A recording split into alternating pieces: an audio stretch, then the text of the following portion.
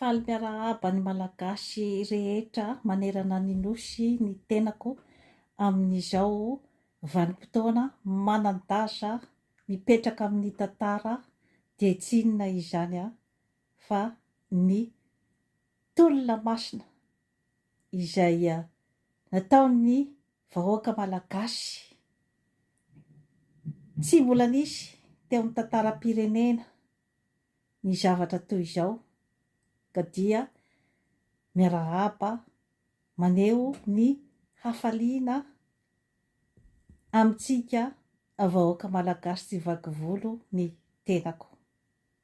Ny 21 oktobra 2024 dia hiraikitra andro manan-tantara amin'ny malagasy. Tsisy nanampo an'izao événement izao isika malagasy rehetra izay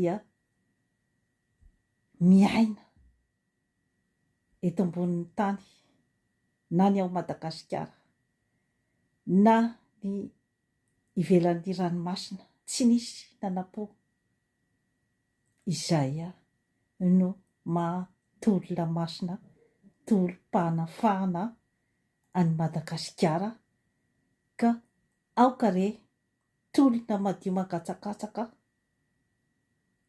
nadatsahan-drà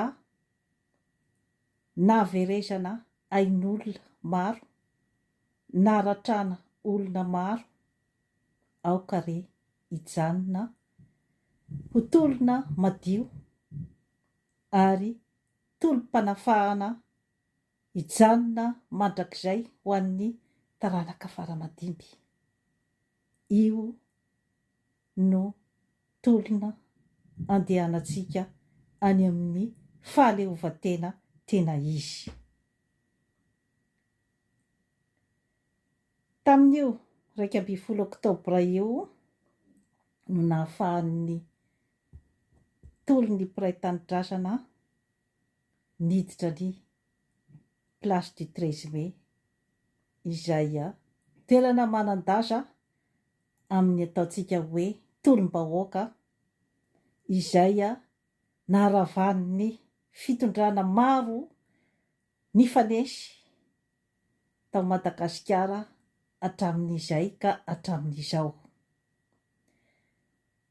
Noho ny tolom-bahoaka dia